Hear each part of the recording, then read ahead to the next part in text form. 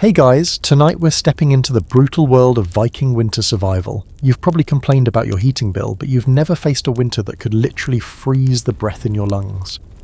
So dim the lights, maybe grab a warm blanket, and let's walk together into the bone-deep cold of a Norse expedition where survival isn't guaranteed. You wake up on a Viking longship in the North Atlantic. Your breath forms instant clouds in air so cold it feels like swallowing razor blades. The wooden deck beneath you is slick with frost. It sparkles like crushed glass in the pale dawn light. Around you 40 other warriors huddle in their sleeping furs, but 3 didn't wake up. The cold claimed them in the night, silent and merciless as a hunting wolf. Your fingers are numb inside wool mittens that feel more like ice blocks. You try to flex them, but they move like wooden sticks attached to your wrists. The sound of creaking wood mingles with the gentle lap of dark water against the hull, creating a rhythm like a mother's heartbeat. But this isn't comforting. This is the sound of a ship fighting to stay afloat in waters that want to freeze solid around you. The air tastes metallic, like licking a frozen coin. Your nose hairs have turned into tiny icicles with each breath, and the inside of your mouth feels dry as old parchment. When you swallow, it's like gulping down winter itself. The smell of unwashed bodies, seal oil and damp wool creates a thick, almost edible cloud around the crew. It's like being trapped inside the world's worst sleeping bag with 39 strangers who haven't bathed since summer. Here's your historical fact. Viking expeditions to Greenland and North America regularly face temperatures that drop to minus 40 degrees Fahrenheit. Without modern insulation or heating, a single night exposed to these conditions could kill a grown man in hours. The Norse called this kind of cold bone biter because it felt like invisible teeth gnawing through your flesh. But here's where it gets interesting. You're not just surviving this cold, you're thriving in it. Because Vikings didn't just endure winter expeditions, they mastered them. The man next to you, Bjorn Ironside, is calmly checking his gear like he's preparing for a weekend camping trip instead of another day in a frozen wasteland. His beard is white with frost, but his eyes are bright and alert. He's been doing this for 20 winters, and he knows secrets that could mean the difference between life and a frozen corpse. Listen to the soft scraping of ice crystals against the ship's hull. That gentle scratching sound means the sea is starting to freeze around you. In modern terms, it's like your GPS saying recalculating route, but the new route might be through solid ice that could crush your ship like an empty soda can. You reach for your water skin and find it solid as a rock. The liquid inside has turned to ice so hard you could use it as a weapon. This isn't just inconvenient, it's life-threatening. Dehydration kills faster than cold in these conditions, and you need liquid water to survive, but Bjorn is already moving, pulling out a small leather pouch filled with what looks like dirty snow. "Chew this," he grunts, handing you a piece. It tastes like leather and salt and something else you can't identify. Within minutes, your mouth begins to warm, and you feel strength returning to your limbs. This is your first lesson in Viking winter survival. They didn't just pack food and water. They packed solutions to problems you didn't even know existed yet. The ship's captain, Eric Bloodaxe, stands at the bow scanning the horizon. His cloak whips in the wind like a black flag. But he's not shivering. Instead, he's layered in what looks like an entire ecosystem of animal skins. Seal fur against his skin, wool in the middle, and bear hide on the outside. It's like wearing a medieval sleeping bag that also happens to make you look terrifying. But the real secret isn't just the layers, it's what's between them. You notice small pouches sewn into his clothing, each one warm to the touch. Inside are smooth stones that hold heat like tiny portable fireplaces. The Vikings called these life rocks, and they knew how to heat them, rotate them, and keep them warm for hours using techniques that would make modern hand warmers look like children's toys.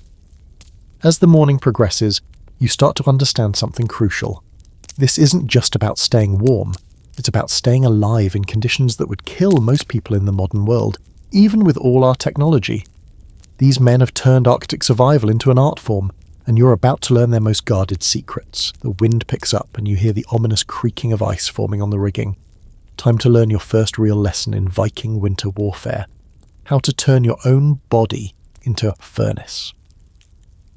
The morning sun climbs higher, but its light feels as cold as moonshine on your face. You watch Bjorn begin what looks like a strange dance, moving his arms and legs in precise patterns, while breathing in deep, controlled rhythms. His breath creates thick clouds in the frigid air, but instead of looking exhausted, he appears more alert with each movement. "Your body is afire," he explains between breaths, his voice steady despite the exertion. But most people let the fire burn wild. We Norse, we tend the flame. He shows you how to clench and release your fists rapidly, sending warm blood flowing to your fingertips. The sensation is like tiny electric shocks racing through your arms, bringing life back to digits that felt more like frozen sausages than working fingers. This isn't just medieval jumping jacks. This is isometric training designed specifically for Arctic survival. You flex your toes inside your boots, feeling the warm tingle as circulation returns. The Vikings discovered that controlled muscle contractions could generate internal heat more efficiently than shivering, which burns precious energy and makes you look weak to enemies who might be watching from distant shores. Listen to the soft whistle of wind through the ship's rigging, a sound like winter spirits calling to each other across the ice. But focus on your breathing. Bjorn teaches you to inhale through your nose, warming the air in your nasal passages before it hits your lungs, then exhale through slightly parted lips to conserve heat. It's like having a built-in heating system that runs on nothing but technique. The air around you smells of brine and something else, something wild and clean that you realize is the scent of pure cold. It's sharp in your nostrils, making your eyes water, but gradually your body adjusts. Your Norse companions call this ice kissing, the moment when your body stops fighting the cold and starts working with it. Here's your historical fact. Viking warriors practiced a form of controlled breathing called fire breath that could raise their core body temperature by several degrees. This technique was based on the observation that bears and other Arctic animals use specific breathing patterns to maintain warmth during hibernation. Modern science has confirmed that controlled breathing can indeed increase internal heat production through some improved circulation and oxygenation. But the real magic happens when Bjorn shows you the warmth web, a network of pressure points on your body that, when stimulated correctly, can send waves of heat through your entire system. He presses firmly on spots at your wrists, behind your ears and along your spine. It feels like someone just turned on a heating system you didn't know you had. Your ancestors understood the human body's hidden heating mechanisms centuries before modern medicine rediscovered them. You practice the movements, feeling clumsy at first, like trying to type with mittens on. But gradually the pattern becomes natural. Flex, breathe, press, repeat. Around you, other warriors perform the same ritual, their synchronized movements creating a soft rhythm that matches the ship's gentle rocking. It's meditation disguised as exercise, or maybe the other way around. Fringe fact. Some Viking clans believe that mastering fire breath technique could actually warm other people nearby through shared energy fields. While this sounds like mystical nonsense, recent studies on group meditation have shown that synchronized breathing can indeed create measurable temperature changes in group settings. The Vikings might have stumbled onto something science is just beginning to understand. The technique isn't just about immediate warmth. You start to feel more alert, more aware of your surroundings. Colours seem sharper, sounds clearer. It's like your brain just received a software update designed for Arctic conditions. The Norse understood that surviving extreme cold wasn't just about keeping your body warm. It was about keeping your mind sharp enough to make life or death decisions when your thinking starts to slow. As you continue the exercises, you notice something else. The other men are watching you, nodding approvingly as you master each movement. In Viking culture, showing that you can adapt and learn quickly isn't just impressive, it's essential. On expeditions like this, a weak link doesn't just endanger themselves, they endanger the entire crew. By proving you can master the fire breath technique, you're earning your place among these hardened warriors. But Bjorn isn't finished with your education. He pulls out a small piece of carved bone, no bigger than your thumb, covered in intricate designs. This, he says, is a warmth keeper. But first, you need to understand why most people freeze to death even when they think they're prepared. The bone feels warm in your palm, smooth and oddly comforting. You trace the carved patterns with your finger, feeling tiny grooves that seem to channel heat toward your skin. It's like holding a piece of concentrated fire. And you're about to learn that the Vikings had dozens of these small survival tools, each one designed to solve a specific problem that could mean the difference between living to see spring and becoming another casualty of the merciless northern winter. The ship creaks ominously as ice continues to form along its sides, but now you feel ready for whatever comes next. The wind changes direction, bringing with it the scent of approaching snow. You can smell winter coming like a predator stalking its prey, metallic and sharp with the promise of brutal cold. Eric Bloodaxe calls out orders in Old Norse, his voice carrying over the sound of waves that are beginning to slush with the forming ice. The crew responds with practiced efficiency, but there's tension in their movements now. Something has changed. Bjorn points toward the western horizon, where dark clouds are building like a wall of approaching doom. Storm, he says simply, but the word carries more weight than a modern weather report. This isn't just bad weather. It's a potential death sentence for unprepared travellers. In these waters, storms don't just bring rain and wind, they bring killing cold that can freeze a man solid in minutes. You help secure the sail as the first snowflakes begin to fall, each one burning like a tiny ice needle against your exposed skin. The flakes are small and hard, the kind that means serious business. In your modern life, you might have checked your weather app and postponed outdoor plans. Here, postponement isn't an option. You deal with whatever winter throws at you, or winter deals with you permanently. Listen to the sound of rope creaking under strain as the crew prepares the ship for what's coming. That groaning sound means the rigging is fighting against wind that's growing stronger with each gust. But there's another sound underneath, a soft thudding that makes your stomach clench with worry. Ice big, chunks of it, bumping against the ship's hull like the knocking of unwelcome visitors. The temperature drops so fast you can feel it through your layers of clothing. Your breath, which was forming small clouds before, now creates thick fog with every exhalation. The moisture in your nose begins to freeze, creating an uncomfortable burning sensation that makes you want to breathe through your mouth. But Bjorn warns you against this. Mouth breathing in storm cold is the path to frozen lungs, he explains, his words muffled by the growing wind. Here's your historical fact. Viking ships caught in Arctic storms faced a terrible paradox. Staying on deck meant exposure to killing cold and wind, but going below deck often meant being trapped if ice formed over the hatches. Many expedition members froze to death huddled together in ship holds that became ice-sealed tombs. The Norse developed specific survival protocols for this exact situation, including designated icebreakers, whose job was to prevent the crew from being sealed below deck. The crew begins constructing what Bjorn calls a warmth cave, using spare sailcloth and oiled hides. But this isn't just a makeshift tent. Every fold, every tie-down point, every angle is calculated to create maximum insulation, while allowing for emergency escape routes. You help stretch the hide over wooden supports, feeling how the material is still supple despite the cold.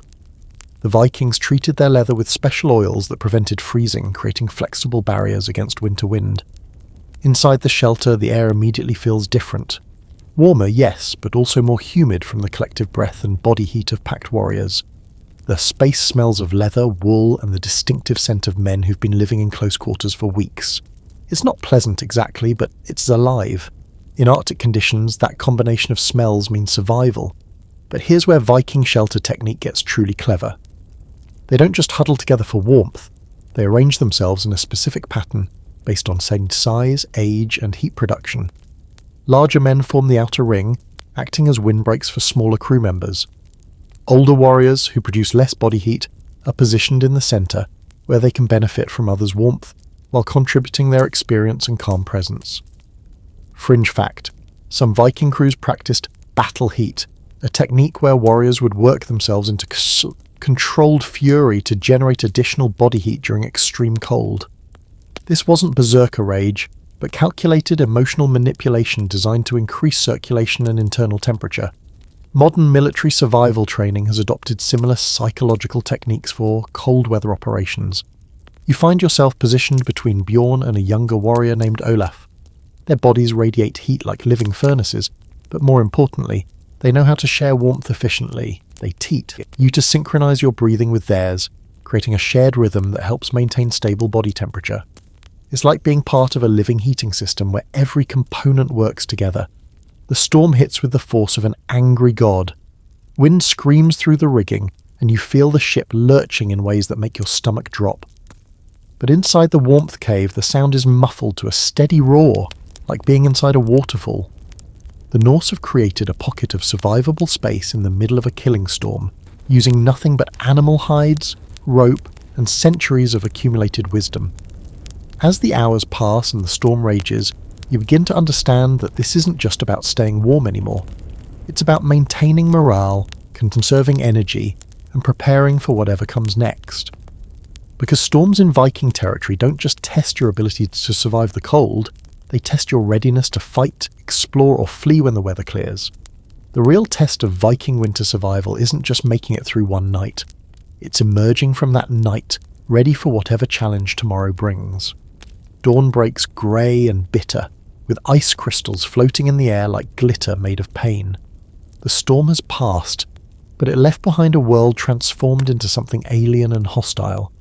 Every surface is coated with a layer of ice so thick it looks like the ship has been dipped in glass. When you breathe, the moisture from your lungs instantly freezes on your beard, creating icicles that tinkle like tiny wind chimes when you move your jaw. Eric Bloodaxe emerges from his shelter looking like a walking mountain of fur and leather. But as you watch him move, you realise this isn't just random animal skins thrown together. Every layer serves a purpose, every piece positioned to offer maximum warmth and mobility. He's wearing what amounts to a medieval spacesuit designed for Arctic exploration, and you're about to learn the engineering behind staying alive when the air itself wants to kill you. Strip, Bjorn commands, and your modern sensibilities rebel against the idea of removing clothes in sub-zero temperatures. But the Vikings know something you don't. They understand that incorrect layering kills more warriors than enemy swords.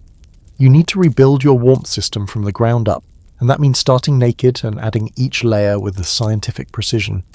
The air hits your skin like liquid nitrogen, making every hair on your body stand at attention. But Bjorn works quickly, showing you how to wrap your torso in soft seal fur, the hair side against your skin. The sensation is strange, simultaneously tickling and warming, like being embraced by a very friendly and very warm animal. This base layer isn't just insulation. It's a moisture management system designed to wick sweat away from your body while trapping warm air against your skin. Listen to the soft whisper of fur against wool as the second layer goes on. This is sheep's wool, but not the fluffy stuff you might imagine. This wool has been processed with lanolin and treated with fish oils to create a water-resistant barrier that still breathes. It smells like ocean and farmyard, but it feels like wearing a cloud that's been heated in front of a fire. Here's your historical fact. Viking clothing was so sophisticated that modern military cold weather gear still uses many of the same principles. The Norse discovered that air trapped between layers provides better insulation than thick, solid materials. A Viking warrior's winter outfit typically contained 7 distinct layers, each one engineered for a specific function, creating a personal microclimate that could maintain body temperature in conditions that would kill an unprotected person in minutes. The third layer is where things get interesting. Bjorn helps you into a tunic made of tightly woven wool, but this one has been dyed with berries and treated with pine pitch. The result is a garment that's not only warm, but also water-resistant and naturally antimicrobial. It's like wearing a medieval technical fabric that prevents body odour and resists bacterial growth during long expeditions. But the real genius lies in the details. The seams are positioned to avoid pressure points where cold can penetrate. The sleeves are designed to overlap with your gloves, creating an unbroken barrier around your wrists where blood vessels run close to the surface. The neck opening can be cinched tight to prevent heat loss, but also loosened quickly if you need to cool down during physical exertion. Fringe. Fact. Some Viking clans embedded thin strips of copper and iron into their winter clothing, believing these metals help conduct body heat more evenly throughout the garment. Modern testing has shown that certain metal fibres can indeed improve thermal regulation in cold weather clothing, suggesting the Norse might have stumbled onto principles that high-tech fabric manufacturers are just rediscovering. The 4th and 5th layers consist of leather and more fur, but each piece is cut and fitted to allow for full range of motion. You can still draw a sword, throw a spear, or climb rigging without restriction. This isn't just survival gear. It's battle armour, designed for Arctic warfare. The Vikings understood that staying warm meant nothing if you couldn't fight when enemies attacked, or work when survival demanded physical labour. As you add each layer, you feel transformation occurring. Not just warmth, but confidence. Your body is becoming a fortress against the cold, engineered by centuries of trial and error, by people who couldn't afford to get it wrong.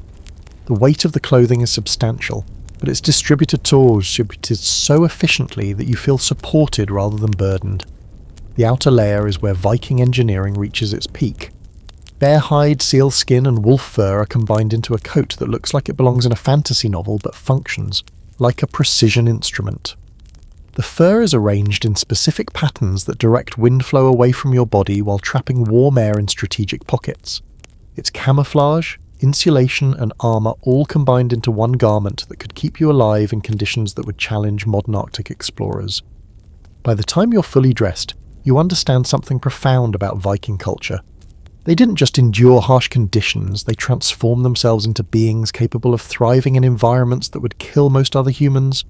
You're not just wearing clothes anymore, you're wearing survival itself, crafted from the bodies of animals and the wisdom of generations who refused to let winter claim them. But Bjorn isn't finished with your education. He produces a pair of boots that look like they were designed by someone who understood exactly how heat escapes through your feet and had very strong opinions about preventing it. The boots Bjorn hands you don't look like footwear. They look like small engineering marvels disguised as dead animals. Each one is constructed from at least 4 different materials, layered and stitched with mathematical precision that makes modern hiking boots seem like cardboard slippers. The outer shell is thick seal hide, waterproof and flexible, but the real magic happens inside where layers of rabbit fur, wool, and something that feels suspiciously like moss create a warming system that turns your feet into personal heating elements. Feet die first, Bjorn explains as he helps you understand the boot's construction. Cold feet mean cold blood. Cold blood means cold death. His matter-of-fact delivery makes the lesson stick better than any modern survival manual. These aren't just boots, they're life support systems for the extremities that determine whether you walk back to civilization or get carried back as a frozen corpse. You slide your foot into the boot, immediately feeling multiple layers conforming to your skin. The innermost layer is rabbit fur so soft it feels like wearing liquid warmth. Above that, compressed wool creates insulation that maintains its loft even when wet. The outer layers provide structure and protection while allowing the inner system to do its job of keeping your toes from turning into ice chips. Listen to the soft creaking of a leather as you flex your feet inside the boots. That sound means the hide is still supple despite freezing temperatures, thanks to special oils and treatments that prevent the leather from becoming rigid. The Vikings understood that stiff boots in Arctic conditions aren't just uncomfortable, they're dangerous. Inflexible footwear restricts circulation, leading to frostbite and the kind of toe loss that turns a warrior into a liability. The boot design extends well up your calf, overlapping with your leg coverings to create an unbroken insulation system. But here's where Viking engineering gets truly clever. The boots are designed to be removed and dried quickly when necessary. In conditions where sweaty feet can freeze inside your boots, the ability to change socks and air out your footwear becomes a matter of survival rather than comfort. Here's your historical fact. Viking boots were so effective that many Arctic indigenous peoples adopted Norse footwear designs after encountering Viking explorers. Archaeological evidence from Greenland and Iceland shows boot construction techniques that remained virtually unchanged for over 500 years, suggesting the Vikings had achieved near-perfect cold-weather footwear engineering by the 10th century. But boots are only part of the system. Bjorn shows you how to wrap your feet with strips of wool before putting on the boots, creating additional insulation layers that can be adjusted based on activity level and temperature. During periods of high activity, you can remove some wrapping to prevent overheating and sweating. During rest periods, you add layers to maintain warmth when your body's heat production decreases. The socks themselves are marvels of medieval textile engineering. Knitted from a blend of sheep and goat hair, they're thick enough to provide cushioning but designed with channels that allow air circulation. The toes are reinforced with extra padding, and the heel area is constructed to prevent bunching and hot spots that could lead to blisters during long marches across frozen terrain. Fringe fact: some Viking warriors practiced foot-warming rituals before putting on their boots, including massage techniques designed to stimulate circulation and breathing exercises that directed warm blood to the extremities. Modern sports medicine has confirmed that pre-activity warming routines can indeed improve circulation and reduce injury risk in cold conditions. Walking in properly constructed Viking boots feels like having personal heated floors attached to your feet. Each step creates a slight compression that moves warm air through the insulation layers, maintaining an optimal microclimate around your feet. The soles are thick enough to protect against cold ground while remaining flexible enough for secure footing on icy surfaces. As you practice walking on the ship's icy deck, you begin to understand why Viking expeditions could travel vast distances across frozen landscapes. Their feet weren't just protected from the cold, they were actively warmed by the gear they wore. Every step generated heat rather than losing it, turning walking into a warming exercise rather than a heat-draining activity. But the boots are also designed for combat. The thick soles provide stability for fighting on slippery surfaces, while the high ankle support prevents injury during the sudden movements of battle. Vikings understood that you might need to fight for your life in the same gear that kept you alive during peaceful travel, so everything was designed to serve dual purposes. The final detail that impresses you most is the boot removal system. Despite all the layers and complex construction, the boots can be taken off quickly in emergency situations. Special lacing techniques and strategically placed loops allow for rapid removal if you fall through ice or need to dry your feet urgently. It's emergency engineering built into everyday survival gear.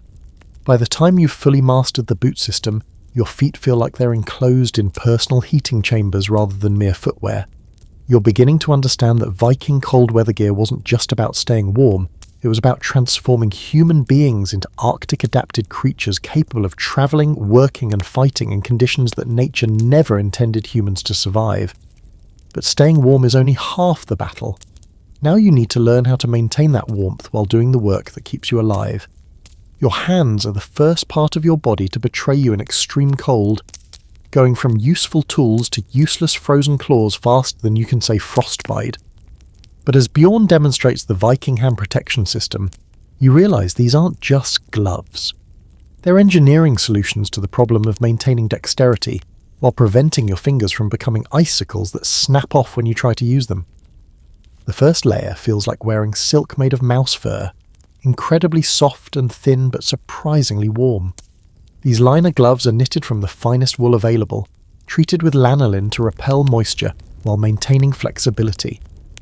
Your fingers can still feel texture and grip objects, but they're enclosed in a warming system that prevents the initial heat loss that starts the deadly cascade toward frostbite. Listen to the soft whisper of wool sliding against leather as you flex your fingers inside the complete glove system. That sound means the layers are moving independently, allowing for natural hand movement while maintaining insulation barriers. The Vikings understood that rigid hands in Arctic conditions aren't just inconvenient. They're potentially fatal when you need to grip a rope, handle weapons, or perform the countless manual tasks that keep you alive on a winter expedition. The second layer consists of mittens made from seal hide with the fur turned inward. But these aren't simple mittens. They are designed with individual finger channels that can be accessed when fine motor control is needed, while still allowing your fingers to share warmth when maximum heat retention is required. It's like having convertible gloves that can adapt to whatever task demands your attention. Here's your historical fact. Viking hand protection was so advanced that medieval manuscripts describe Norse warriors being able to handle weapons and perform complex rope work in temperatures that left their enemies unable to grip their swords effectively. This tactical advantage in winter warfare often determined the outcome of cold weather battles, as Vikings could maintain fighting effectiveness while their opponents struggled with frozen hands. But the real genius lies in the heating system built into the gloves themselves. Small pouches sewn into the palm area hold heated stones or metal pieces that can be warmed by the fire and inserted for extended warmth. These hand fires can maintain heat for hours, turning your gloves into portable heating systems that keep working even when ambient temperatures would normally freeze your fingers solid. The outer layer protection comes from mittens made of bear hide, waterproof and wind-resistant while still allowing vapor transmission to prevent moisture buildup. The palms and fingertips are reinforced with additional leather for gripping, while the backs are designed to shed water and resist tearing during rough use. These aren't just protective gear, they're tools designed for harsh work in brutal conditions. Fringe fact: some Viking clans practiced hand dancing, rhythmic finger and wrist exercises performed inside their gloves to maintain circulation and prevent stiffening. Modern physical therapy has confirmed that targeted hand exercises can indeed maintain dexterity and prevent cold-related injury in extreme temperatures, suggesting the Vikings had discovered effective medical techniques centuries before formal medical training addressed cold weather injuries. The glove system also includes backup options for different situations. Thinner gloves for detailed work like food preparation or equipment repair. Thicker mittens for extreme cold periods when dexterity matters less than preventing frostbite. waterproof outer shells for wet conditions where moisture poses as much threat as cold. Every possible hand protection scenario has been anticipated and engineered for. As you practice various tasks while wearing the complete glove system, you're amazed at how much functionality remains available. You can still tie knots, handle tools, even write with a stylus if necessary. The Vikings had solved the fundamental problem of Arctic survival, maintaining the ability to work and fight while protecting yourself from conditions that could kill you in minutes. The gloves are also designed for quick removal when necessary. Special tabs and loose areas allow you to expose your bare hands rapidly for tasks requiring maximum dexterity, then quickly restore protection before cold damage occurs.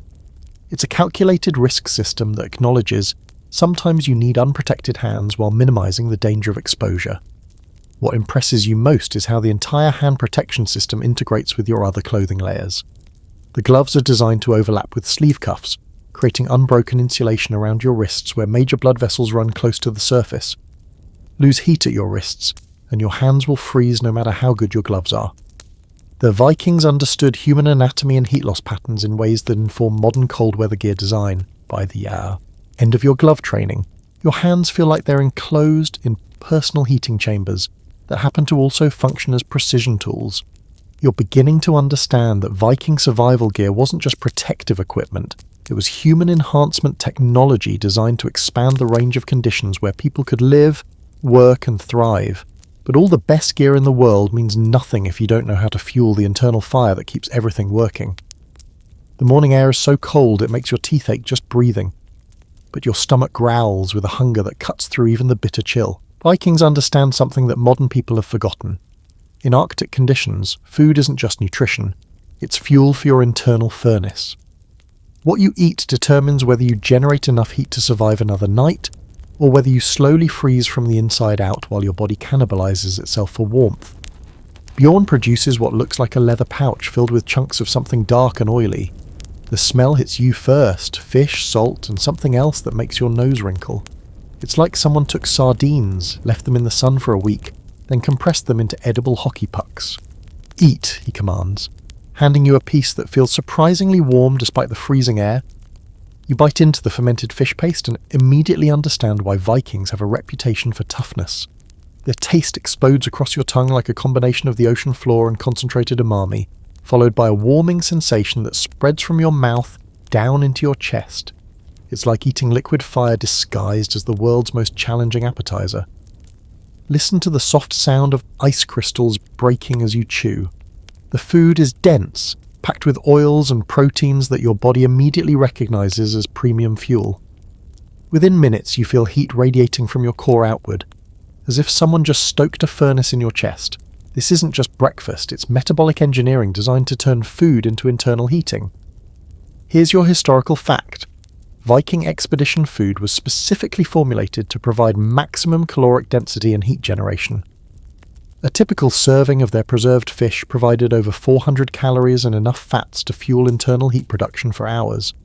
Modern Arctic explorers still use similar high-fat, high-protein food combinations because the human body's heating requirements in extreme cold haven't changed in 1,000 years. But the fermented fish is just the beginning of your nutritional education. Bjorn shows you strips of meat so dark they look black, dried and seasoned with herbs that tingle on your tongue. This is reindeer jerky, but processed with techniques that concentrate not just flavour, but also the specific nutrients needed for cold weather survival.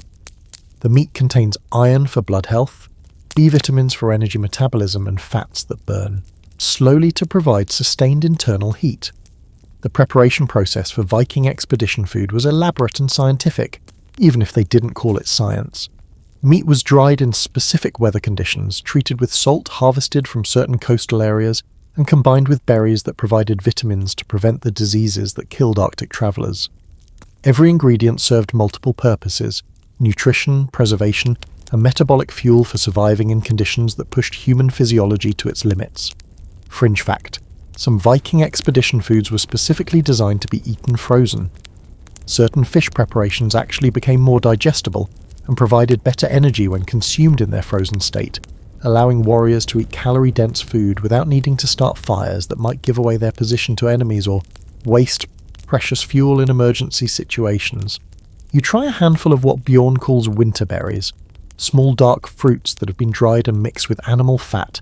They taste like concentrated summer, sweet and tart simultaneously, but they provide an immediate energy boost that you can feel in your muscles and brain. These aren't just snacks, they're carefully engineered nutritional supplements designed to provide quick energy while supporting the metabolic processes that keep you warm. The fat content in everything you eat is deliberate and substantial. Modern low-fat diets would kill you in these conditions, where your body needs dense calories to fuel the constant internal heat production required for survival.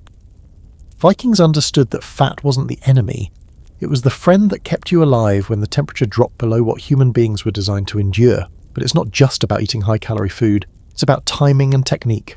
Bjorn shows you how to eat small amounts frequently rather than large meals, keeping your metabolic fires burning steadily rather than creating the peaks and valleys that can leave you vulnerable to the cold during digestion periods. It's like keeping a campfire going by adding small amounts of fuel regularly, rather than dumping a huge log on occasionally. The drinking situation is equally engineered. Hot broths made from bones and scraps provide not just warmth, but also the specific minerals and vitamins depleted by cold weather stress. The Vikings carry special herbs that can be steeped in hot water to create drinks that support circulation, boost energy, and provide the micronutrients that prevent the subtle malnutrition that can weaken your resistance to cold. As you continue eating, you feel your body responding to the fuel. Your thinking becomes clearer, your muscles feel stronger, and the bitter cold that was penetrating your layers begins to feel manageable rather than overwhelming. You're learning that Viking nutrition wasn't just about staying fed, it was about optimizing human performance in extreme conditions. But eating the right food is only half the equation. You also need to understand how to prepare and preserve these life-sustaining calories when you're traveling through landscapes where fresh food doesn't exist and a single mistake in food safety could mean death by poisoning in conditions where medical help is 1,000 miles away.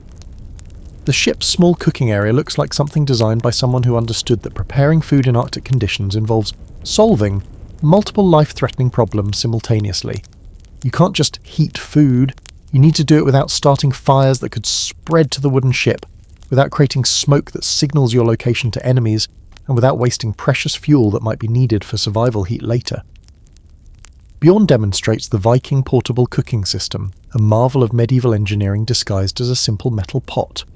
The base is designed to concentrate heat from small fires, maximizing efficiency while minimizing fuel consumption. Special vents allow for controlled airflow that makes even damp wood burn hot and clean, producing maximum heat with minimal smoke and fuel waste. The cooking pot itself is made from iron treated with techniques that prevent rust and improve heat distribution. But the real clever part is the lid system, which can be inverted and used as a secondary cooking surface, essentially doubling your cooking capacity without adding weight or bulk to your expedition gear. It's like having a complete kitchen that fits in a single container small enough to carry on a long journey. Listen to the soft crackling of carefully rationed wood as Bjorn builds a fire just large enough to heat your meal without wasting precious fuel. That controlled sound means he's using exactly the right amount of combustible material to accomplish the cooking task without excess. Vikings couldn't afford to waste fuel on big dramatic fires when every piece of wood might be needed for survival heating during a deadly cold snap. Here's your historical fact. Viking cooking techniques were so fuel efficient that they could prepare hot meals using 75% less wood than conventional cooking methods. This efficiency wasn't just economical, it was essential for survival during long expeditions where fuel sources might be scarce or non-existent.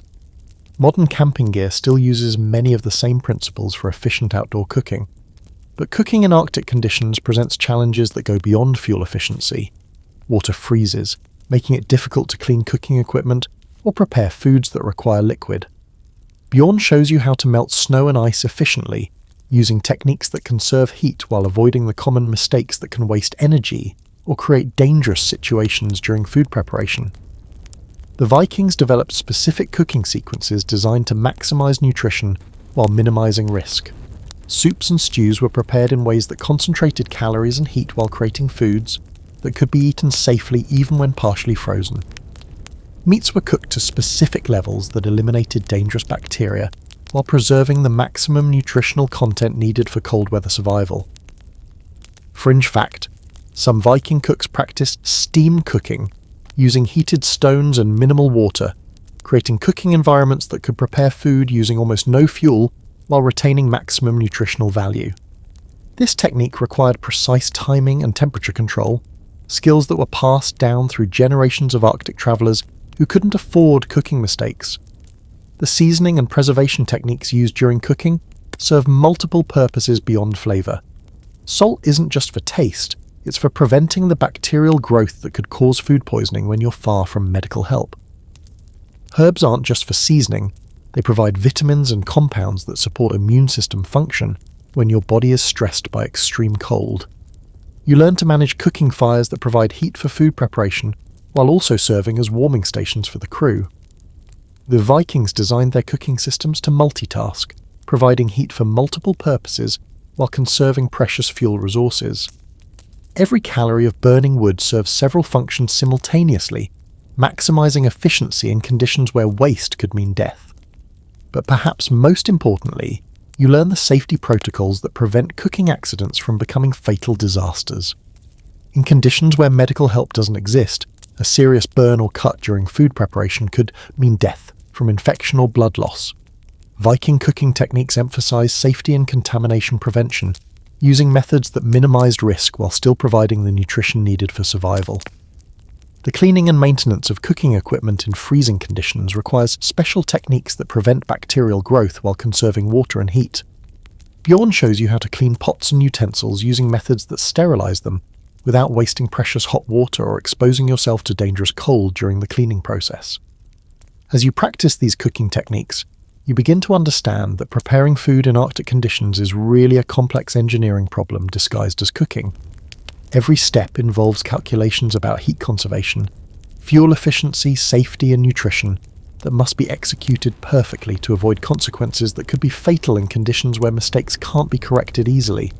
Your meal, when finally ready, tastes like victory earned through careful planning and precise execution. But more importantly, it provides the fuel your body needs to maintain internal heat production while supporting the energy requirements of surviving in an environment that constantly challenges human physiology.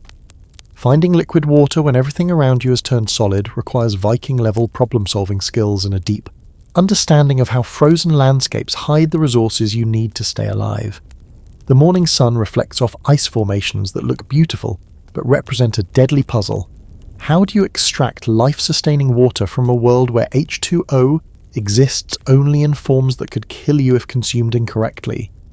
Bjorn leads you across the frozen deck to where ice has accumulated in thick, clear sheets along the ship's railing. But he doesn't just start hacking chunks off randomly.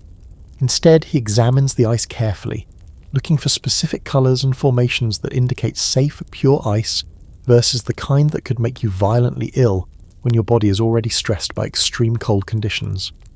Clear ice, good ice, he explains, pointing to the formations that look like natural glass. White ice, sick ice, yellow ice, death ice. The lesson is simple but critical. Not all frozen water is safe to consume, and in Arctic conditions where your body's immune system is already compromised by cold stress, consuming contaminated water can mean death from dehydration and illness when medical help doesn't exist. Listen to the sharp crack of ice breaking as Bjorn demonstrates proper ice harvesting techniques.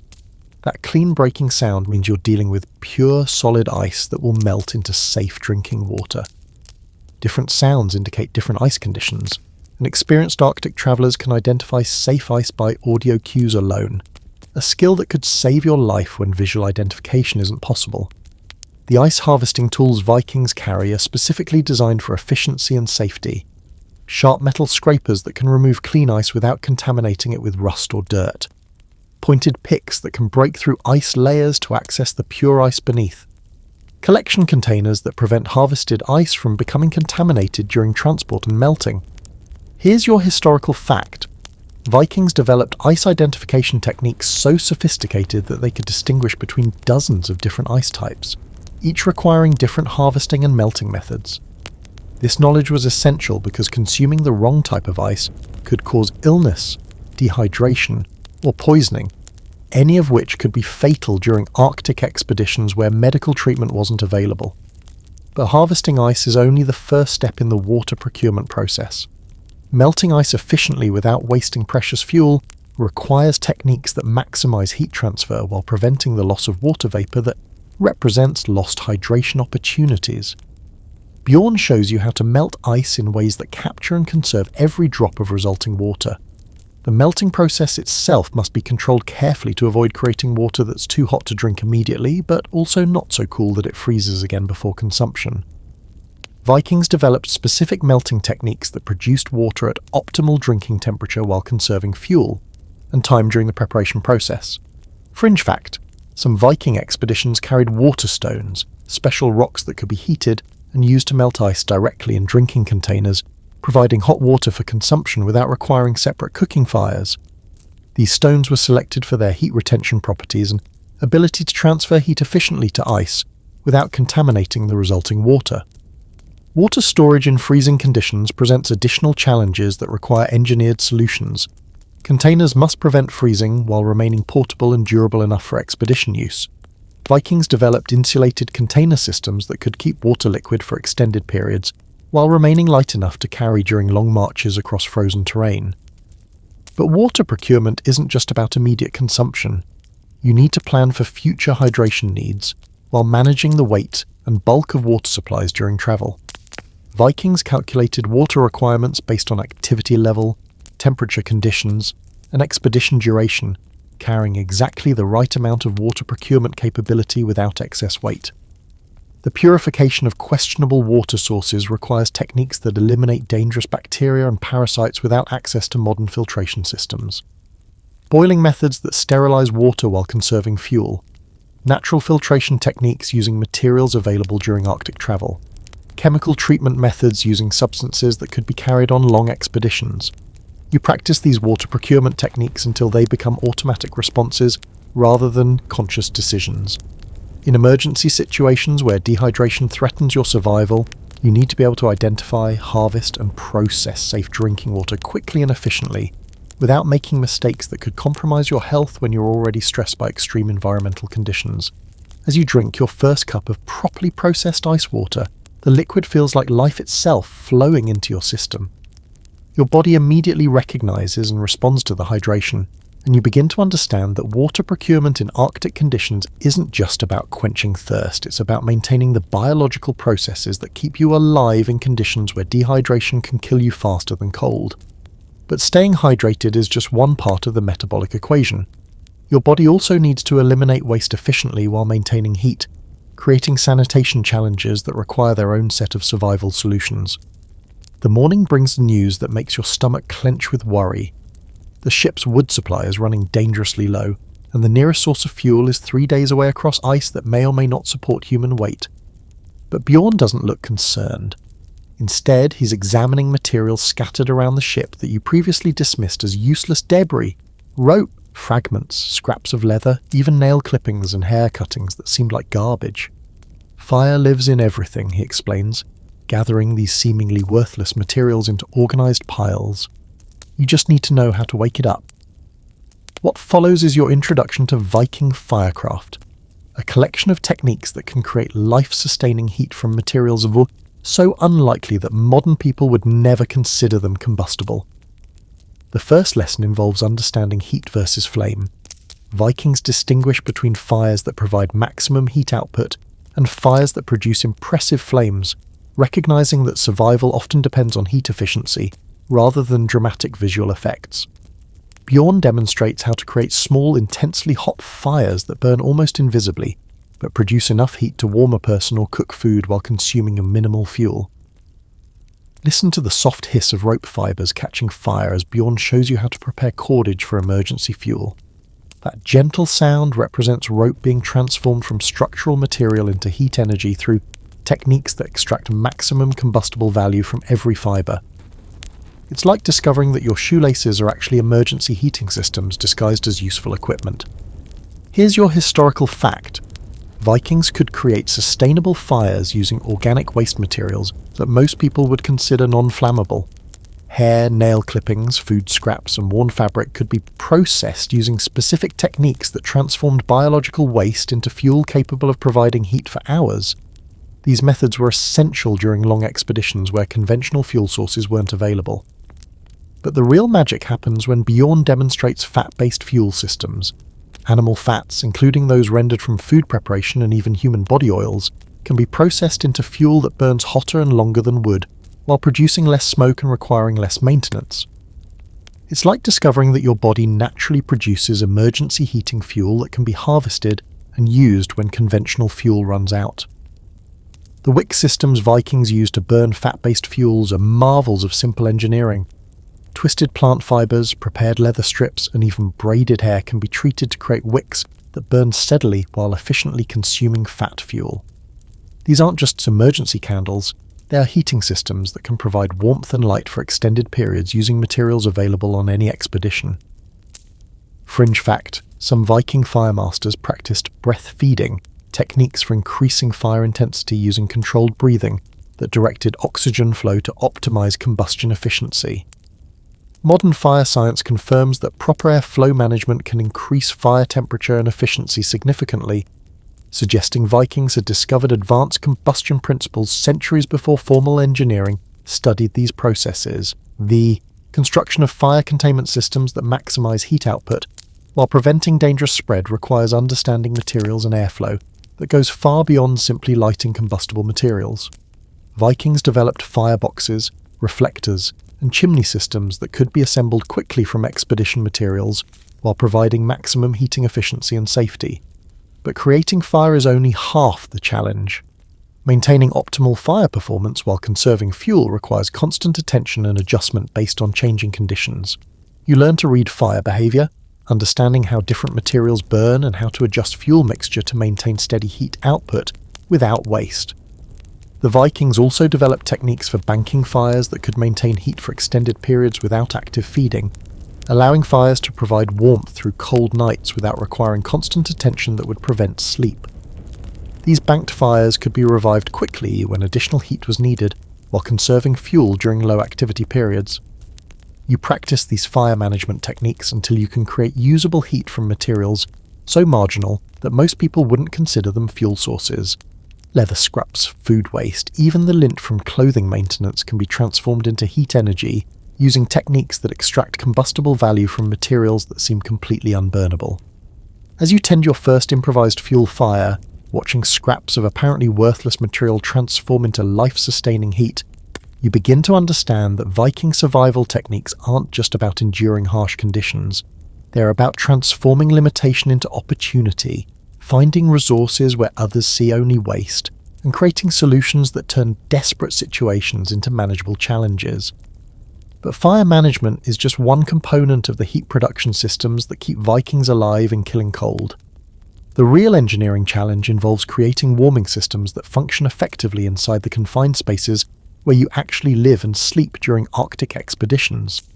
The bitter wind has picked up, making the air feel like inhaling liquid nitrogen, but Bjorn is calmly preparing what looks like a medieval heating pad, made from stones, metal, and some kind of organic material you can't immediately identify. This isn't just a simple warming device, it's a sophisticated heat storage and distribution system designed to keep specific parts of your body warm for hours, using nothing but materials available on a Viking expedition. Heat stones, he explains, showing you rocks that have been selected not just for their size, but for their specific mineral composition and heat retention properties. These aren't random stones picked up from the ground. They're carefully chosen materials that can absorb, store, and release heat efficiently, without cracking under thermal stress or releasing toxic gases when heated. The preparation process for heat stones involves heating them to specific temperatures using controlled fires, then wrapping them in layers of wool and leather that create insulation systems capable of maintaining warmth for hours. But the wrapping isn't random. Each layer serves a specific purpose: moisture protection, heat distribution, burn prevention, and gradual temperature release that provides sustained warmth without dangerous hotspots. Listen to the soft, crackling sounds as stones absorb heat from carefully managed fires. That gentle popping noise indicates stones reaching optimal temperature for heat storage, without becoming so hot they could burn you or damage your clothing. Vikings learned to identify a proper stone temperature by sound alone, a skill that prevented burns while ensuring maximum heat storage efficiency. Here's your historical fact.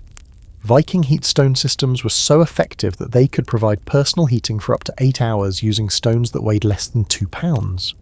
The stones were selected from specific geological formations and prepared using techniques that maximized heat absorption and retention while minimizing weight and bulk during expeditions.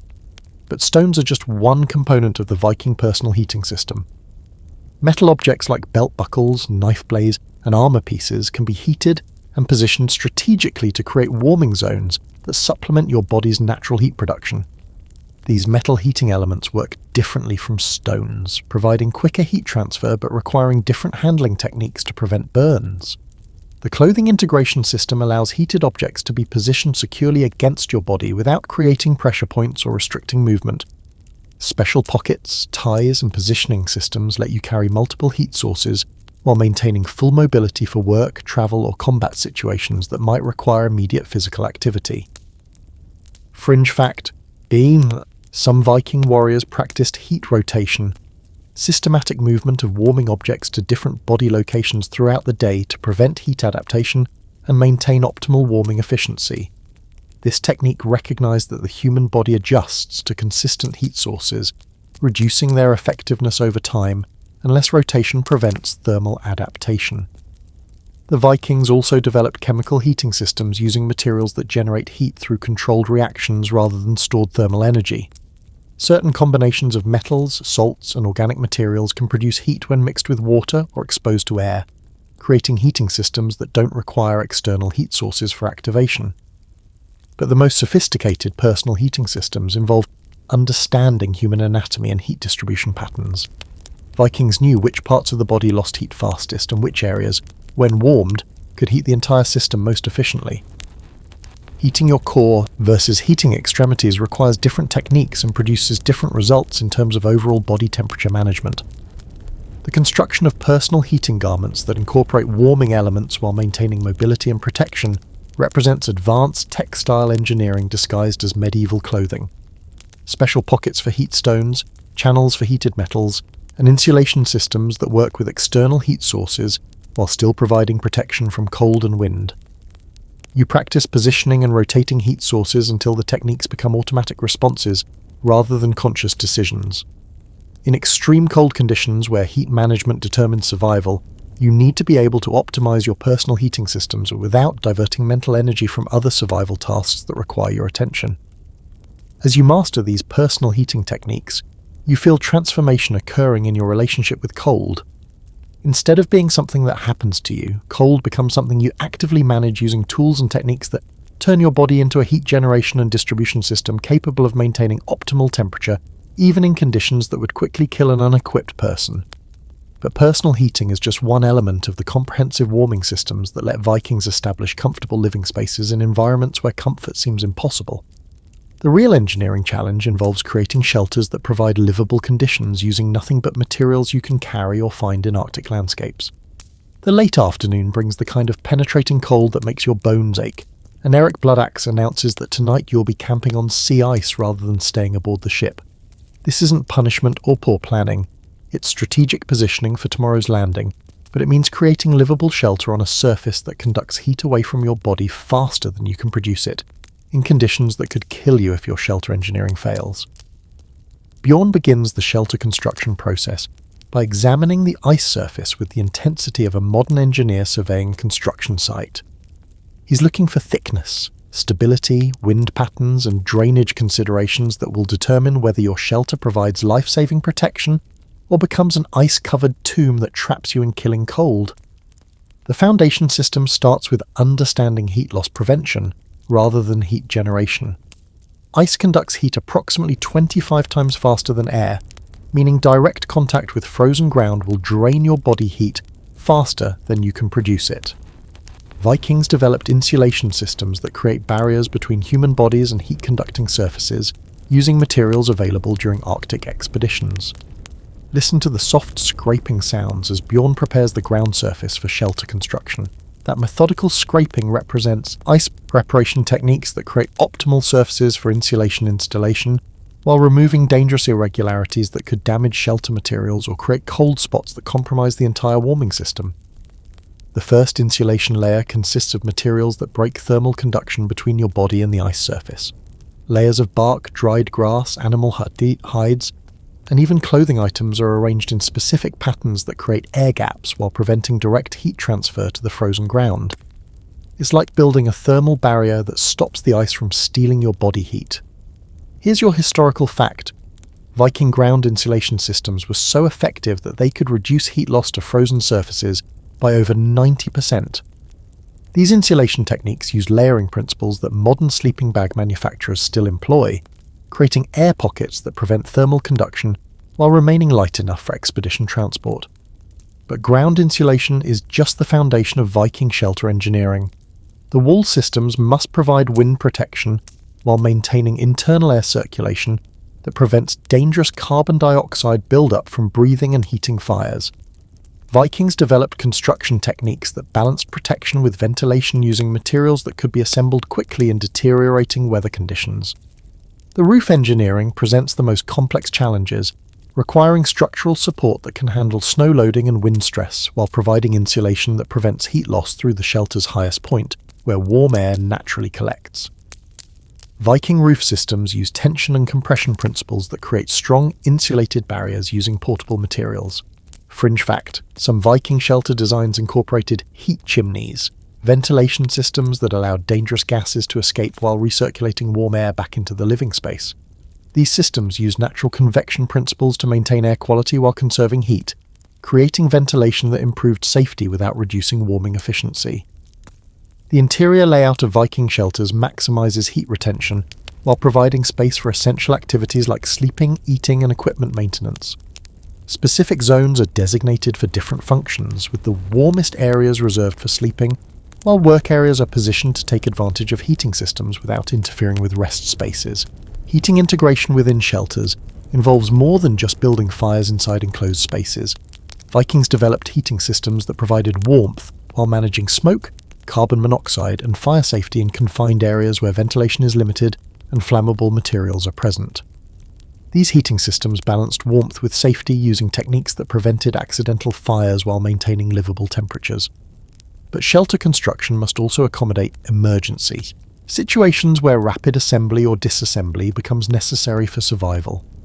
Viking shelters are designed for quick setup during storms and fast breakdown when enemies approach or travel conditions require immediate movement to safer locations. You help construct the shelter using techniques that transform a collection of skins, poles, and rope into a weatherproof living space that feels surprisingly warm and secure despite being built on ice in sub-zero temperatures. The construction process teaches you that Viking shelter engineering isn't just about protection from weather. It's about creating microenvironments where human life can flourish in conditions that normally kill people. As evening falls and you settle into your insulated sleeping area, the shelter feels like a victory over winter itself. The ice beneath you is completely blocked by the insulation layers that keep the cold from draining your body heat. The walls provide protection from wind that would otherwise strip away your body's heat production. And the carefully managed ventilation ensures you'll wake up tomorrow morning instead of succumbing to carbon dioxide poisoning during sleep. But surviving the night is just the first test. Tomorrow brings new challenges that require different survival solutions, and you're beginning to understand that Viking winter survival is really a continuous process of problem solving that requires mastering dozens of interconnected techniques that work together to keep you alive in an environment designed to kill you. The third week on the ice brings a different kind of cold, one that seeps into your thoughts and makes simple decisions feel impossibly complicated. It's not just your body that's under assault now, it's your mind, and Bjorn warns you that a mental breakdown in Arctic conditions kills just as surely as hypothermia, but more slowly and with less dignity as your reasoning ability deteriorates until you make the kind of mistakes that get entire expedition teams killed. Your thinking has started to slow, like a computer running too many programs at once. Simple tasks that should take minutes now require careful concentration, and you catch yourself staring at objects without remembering what you intended to do with them. This isn't laziness or boredom, it's your brain conserving energy by shutting down non-essential functions, a survival mechanism that can become dangerous when clear thinking determines whether you live or die. Listen to the sound of your own breathing, slower and more deliberate than normal, as your body adjusts metabolic rates to conserve energy in extreme cold. That measured breathing reflects physiological changes that affect not just oxygen delivery, but also brain function, mood regulation, and decision-making capability. Vikings understood that managing mind and body as an integrated system was essential for surviving conditions that challenged human psychology as much as human physiology. The Vikings developed specific mental techniques for maintaining cognitive function during extended cold exposure. Bjorn teaches you memory exercises that keep your brain active, counting systems that maintain mathematical thinking, and observation practices that prevent the mental dulling that can lead to poor judgment in survival situations. These aren't just mental entertainment, they are cognitive maintenance systems designed to keep your mind sharp when environmental stress threatens mental capacity. Here's your historical fact. Viking expeditions included designated mind keepers, experienced travelers whose job was to monitor crew mental health and intervene when cold-induced psychological deterioration threatened expedition safety. These mind keepers used techniques that modern military psychology has validated as effective for maintaining mental resilience in extreme environmental conditions. But the psychological challenges of Arctic survival go beyond simple mental dulling. Extended cold exposure can trigger mood changes, anxiety and depression that affect group dynamics and individual survival motivation. Vikings developed social techniques for managing the psychological stress that builds when groups of people are confined together in harsh conditions for extended periods. The storytelling traditions that Vikings practiced during cold weather expeditions serve multiple psychological functions beyond entertainment. Stories maintain language skills that can deteriorate during stress, provide mental stimulation that prevents cognitive decline, and create shared experiences that strengthen group cohesion when individual survival depends on group cooperation. Fringe fact: some Viking expeditions practiced ice streaming, controlled visualization techniques that helped maintain psychological connection to warmer environments and future goals when present conditions became psychologically overwhelming. Modern sports psychology uses similar visualization techniques for maintaining motivation during challenging training conditions. The management of fear and anxiety requires specific techniques that acknowledge the real dangers of Arctic travel, while preventing paralyzing psychological responses that can lead to poor decision-making. Vikings developed courage practices that built confidence in survival skills while maintaining healthy respect for environmental dangers that demanded careful attention and preparation. But perhaps most challenging is dealing with the psychological effects of isolation and sensory deprivation that occur during Arctic expeditions where environmental monotony and limited social interaction can trigger mental health problems that compromise survival effectiveness. Vikings developed techniques for maintaining psychological variety and stimulation using limited resources available during winter travel. The sleep management systems that Vikings use address not just physical rest but also psychological recovery from the constant stress of survival in extreme conditions. Proper sleep in Arctic conditions requires managing anxiety about safety while achieving the deep rest necessary for maintaining psychological resilience during challenging survival situations. You practice these mental maintenance techniques until they become automatic responses rather than conscious efforts. In conditions where mental clarity can determine whether you make survival decisions or fatal mistakes, maintaining cognitive function becomes as important as maintaining body temperature or nutrition levels. As you implement these psychological survival techniques, you notice improvements not just in your mental clarity, but also in your confidence and emotional resilience. You're beginning to understand that Viking mental conditioning wasn't just about enduring hardship, it was about maintaining the psychological capacity for effective problem-solving and group cooperation when survival demanded peak mental performance under extreme stress. But managing your own psychological state is just one component of the social dynamics that determine whether groups survive or perish during extended Arctic expeditions where individual psychology affects group survival and group dynamics influence individual mental health. Week 4 brings tensions that have nothing to do with weather and everything to do with the psychological pressure of men living in close quarters under constant threat of death. Olaf has started hoarding food, Eric snapped at someone for breathing too loudly, and 2 crew members nearly came to blows over whose turn it was to tend the fire.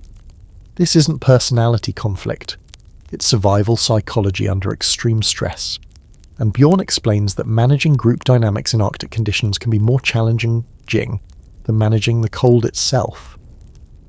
The Vikings have developed social systems specifically designed to prevent the kind of group breakdown that can turn a survivable situation into a death sentence for everyone involved. These aren't just rules or traditions, They're psychological technologies designed to maintain group cohesion when individual stress levels push people toward behaviors that compromise collective survival. Listen to the careful way conversations flow around sensitive topics, with crew members using specific language patterns that defuse tension rather than escalating conflict. That measured speech reflects training in communication techniques that prevent small disagreements from becoming dangerous feuds when group cooperation determines whether everyone lives or everyone dies in conditions where individual survival isn't possible. The work rotation systems ensure that no individual becomes overwhelmed by the survival tasks while also preventing the resentment that builds when some group members are perceived as not contributing equally to collective survival efforts. Every person has specific responsibilities that are essential for group survival, creating interdependence that encourages cooperation while preventing the social divisions that can destroy group effectiveness. Here's your historical fact. Viking expedition groups used formal decision-making processes that included input from all expedition members, even during emergency situations where rapid decisions were essential. These democratic processes prevented the dictatorial leadership styles that often led to group rebellion and expedition failure when survival stress made autocratic control psychologically unbearable for group members. But the social engineering goes deeper than work assignments and decision-making protocols. Vikings practiced specific techniques for managing the personality conflicts that inevitably arise when people are confined together under stress for extended periods. Conflict resolution methods that address problems before they become dangerous. Mediation techniques that preserve group unity while resolving individual disputes. The sharing systems for resources like food, warmth, and shelter space are designed not just for practical efficiency but for psychological equity that prevents the resentment and jealousy that can destroy group cooperation. Everyone contributes to collective resources, and everyone benefits from collective survival efforts according to systems that feel fair, even when resources are scarce and survival margins are thin. Fringe fact: some Viking expeditions practiced confession circles, regular group discussions where expedition members could express frustrations, fears, and concerns in controlled settings that prevented psychological problems from building up until they exploded into dangerous group conflicts that threatened expedition survival. The humour and entertainment systems that Vikings use serve important psychological functions for maintaining group morale when conditions become psychologically unbearable. Jokes, songs, stories, and games that provide psychological relief from survival stress while strengthening social bonds that encourage mutual support during difficult conditions. But managing group psychology also requires understanding individual psychological types and adapting group dynamics to accommodate different personality styles and stress responses. Vikings developed techniques for identifying and managing the different ways people respond to extreme stress, ensuring that individual psychological differences enhanced rather than undermined group survival effectiveness. The leadership rotation systems prevent the psychological burnout that affects individuals who carry too much responsibility for group survival, while also preventing the resentment that builds toward leaders who are seen as making life or death decisions without adequate input from group members who must live with the consequences of those decisions. You observe these social management techniques in action as minor conflicts arise and are resolved using systems that address immediate problems, while strengthening rather than weakening group bonds. It becomes clear that Viking social engineering isn't just about preventing problems. It's about using conflict resolution as an opportunity to improve group effectiveness and individual psychological resilience. As you participate in these group psychology management systems, you feel your own stress levels decreasing and your confidence in group survival increasing. You're learning that effective survival psychology isn't just about individual mental toughness. It's about creating social environments where individual psychological strength contributes to group effectiveness and group support enhances individual psychological resilience. But the social dynamics of survival extend beyond managing immediate group psychology to maintaining connection with the larger social structures and personal motivations that provide psychological meaning and purpose during extended survival ordeals that can make people question why survival is worth the effort required to achieve it. The fifth week brings a different kind of exhaustion, one that seeps into your bones and makes you question whether survival is worth the constant effort required to stay alive in conditions that seem designed to break human will as much as human bodies. This is the point where Vikings say the ice starts talking to you, whispering that sleep would be easier than struggle, that giving up would be warmer than fighting on through conditions that may never improve. But Bjorn has been watching for this moment. recognizing the signs of psychological surrender that can kill expedition members who have successfully mastered all the technical aspects of Arctic survival, but lose the mental motivation to continue applying those skills when survival requires constant effort with no guarantee of eventual success. The Vikings maintain what they call homeland fires, psychological connections to the people, places, and purposes that make survival meaningful rather than just stubborn persistence in the face of overwhelming environmental hostility. These aren't just memories. They are carefully maintained emotional anchor points that provide psychological fuel for continuing survival efforts when immediate conditions offer no rewards for the energy required to keep living.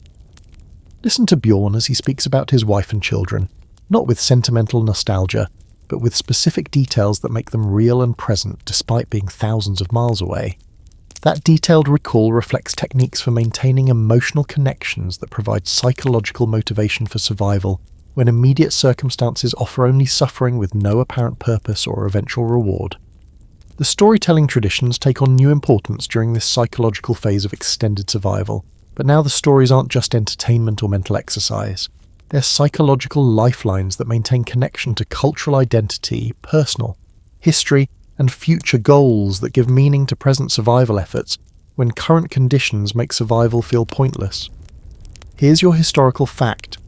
Viking expeditions included formal memory keepers who were responsible for maintaining detailed stories about each expedition member's home, family, and personal goals.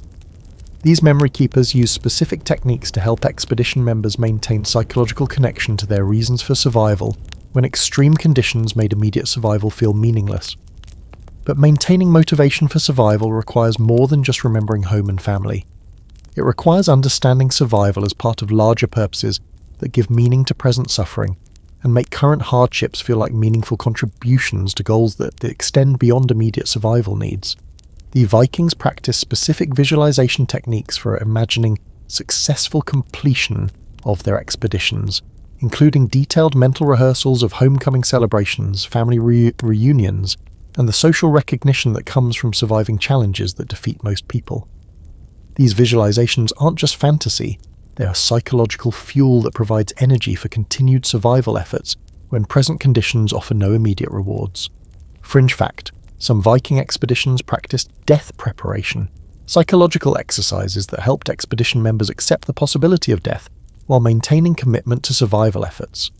This psychological preparation reduced anxiety about death while increasing determination to survive, creating mental states that improve both psychological resilience and a practical survival effectiveness. The goal-setting systems that Vikings used during extended expeditions create short-term objectives that provide psychological satisfaction and motivation for continued effort when long-term survival goals seem impossibly distant or uncertain. Daily, weekly, and milestone achievements that break overwhelming survival challenges into manageable psychological segments. But perhaps most importantly, Vikings understand survival as a form of honor that reflects personal character and cultural values rather than just biological persistence. Surviving extreme conditions becomes a way of demonstrating personal worth and cultural strength that gives deeper meaning to the physical and psychological effort required for continued existence in hostile environments. The rituals and ceremonies that Vikings practiced during expeditions serve not just practical functions, but also psychological purposes that maintain connection to cultural identity and personal values, when survival conditions strip away most of the social structures that normally provide psychological meaning and purpose in human life. You practice these psychological survival techniques, feeling your motivation for continued survival strengthen as you develop emotional connections that make present hardships feel like meaningful contributions to larger purposes, rather than just pointless suffering that happens to be keeping you alive for no particular reason. As you master these psychological motivation techniques, you notice changes not just in your mental attitude, but also in your physical energy and practical survival effectiveness.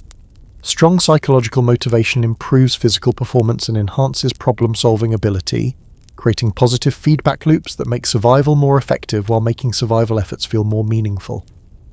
But maintaining individual psychological motivation is just one component of the comprehensive survival systems that allow groups to achieve goals that extend beyond mere survival, to accomplish the exploration, trade, and cultural objectives that make survival meaningful rather than just successful biological persistence in extreme environmental conditions. The morning of the 6th week brings sounds you've learned to fear. A deep groaning from beneath the ship that means the sea ice is beginning to shift and crack under pressures that could crush your vessel like an eggshell or split apart suddenly. Dropping your expedition into waters so cold that survival time is measured in minutes rather than hours. But Eric Bloodaxe is already moving with the calm efficiency of someone who has faced this situation before and knows that reading ice conditions correctly can mean the difference between successful navigation and catastrophic disaster. The ice speaks in a language of sounds, movements, and visual cues that Vikings have learned to interpret with the precision of modern meteorologists reading weather patterns. Every crack, groan, and shift provides information about ice thickness, stability, movement patterns, and the likelihood of sudden breakup that could trap or destroy your expedition if you don't respond appropriately to the warnings nature provides. Listen carefully to the different sounds coming from beneath and around the ship.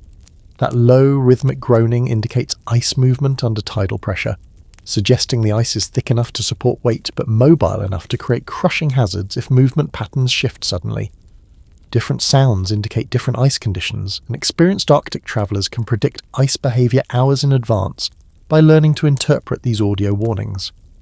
Bjorn demonstrates ice reading techniques that involve visual inspection of crack patterns, colour variations, and surface formations that indicate ice strength, age, and stability. Fresh ice appears different from old ice, thick ice creates different surface patterns from thin ice, and dangerous ice shows warning signs that experienced travellers recognise long before casual observers notice problems developing. Here's your historical fact. Viking ice navigation was so sophisticated that they could predict ice conditions and safe travel routes days in advance using observation techniques that modern Arctic explorers still use. These skills were essential because ice conditions in Viking territories could change rapidly from safe travel surfaces to deadly obstacles that crushed ships and drowned expedition members without warning. But reading current ice conditions is just the beginning of Viking ice management skills.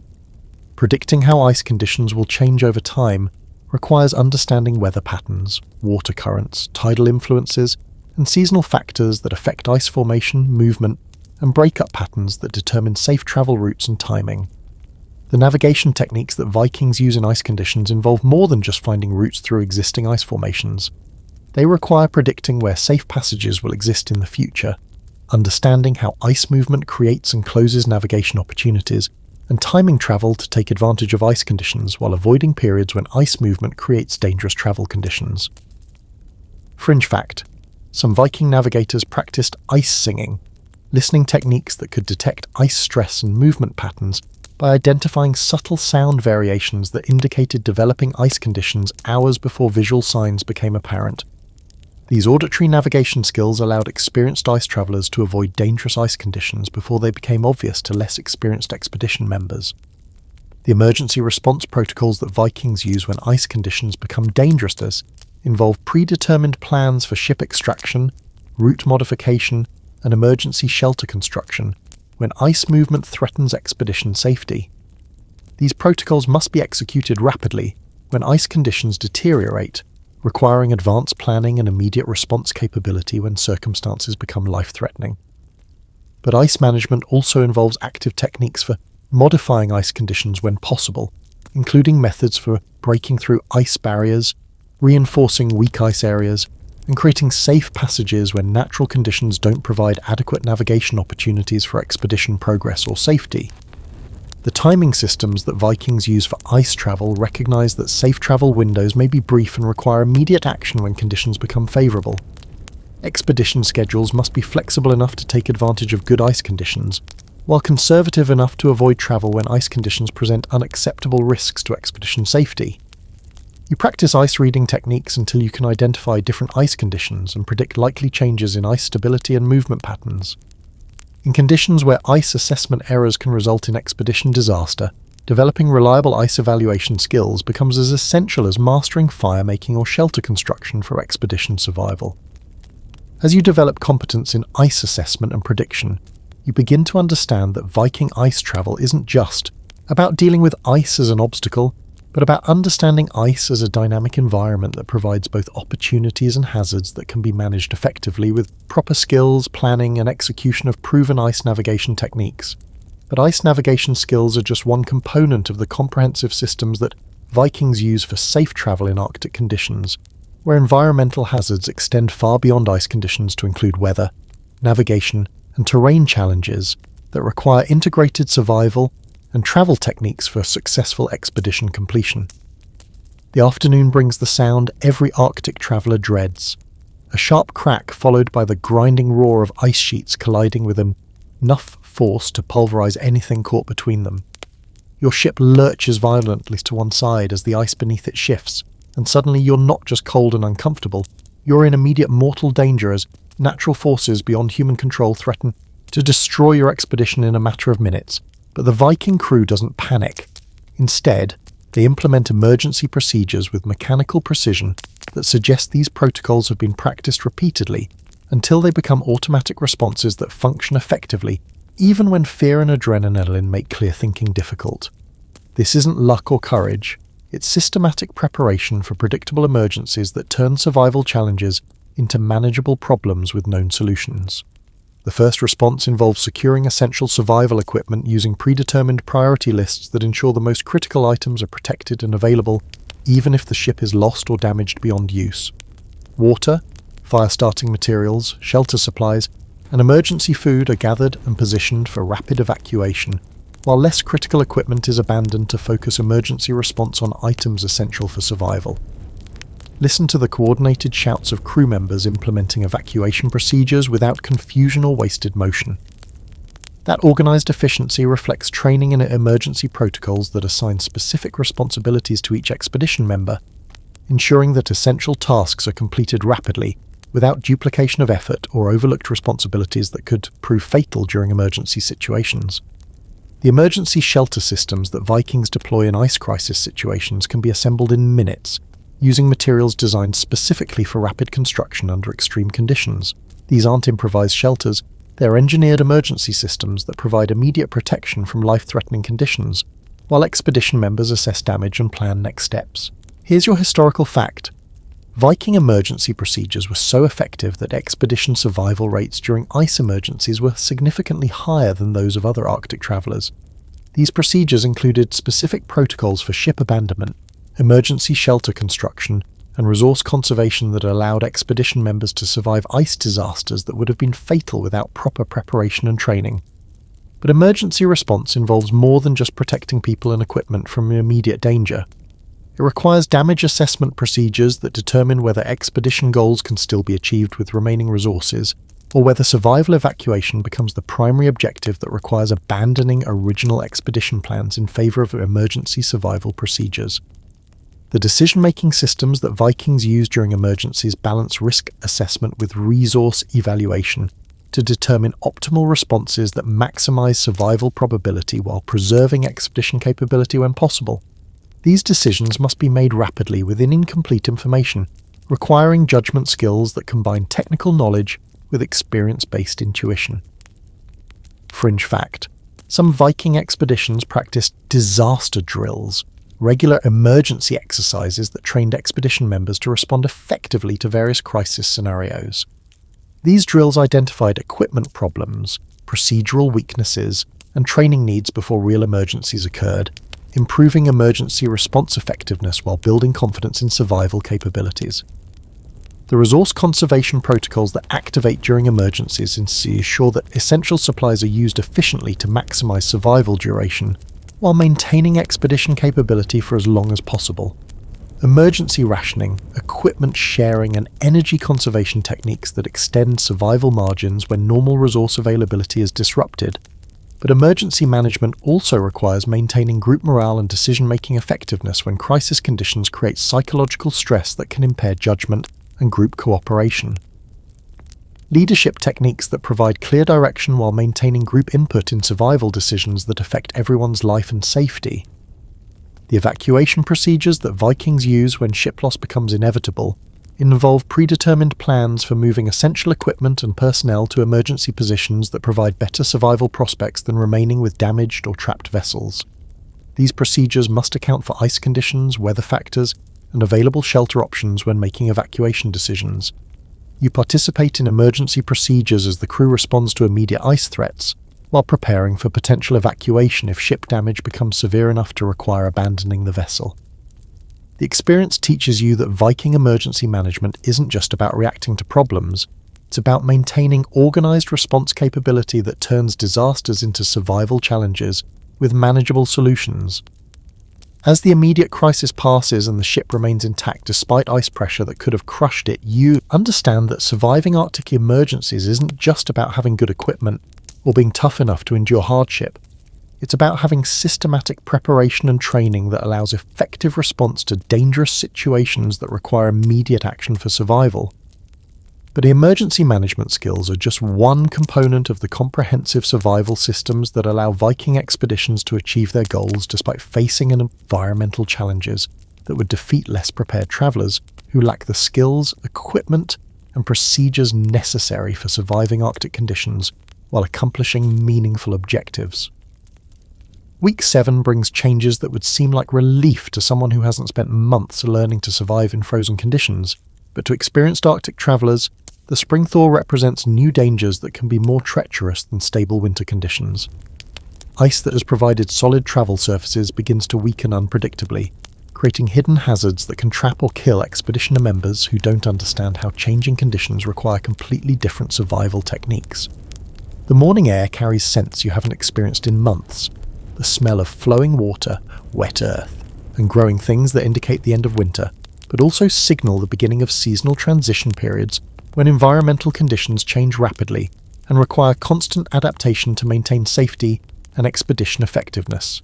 Listen to the sound of water running beneath ice formations that still look solid and safe for travel.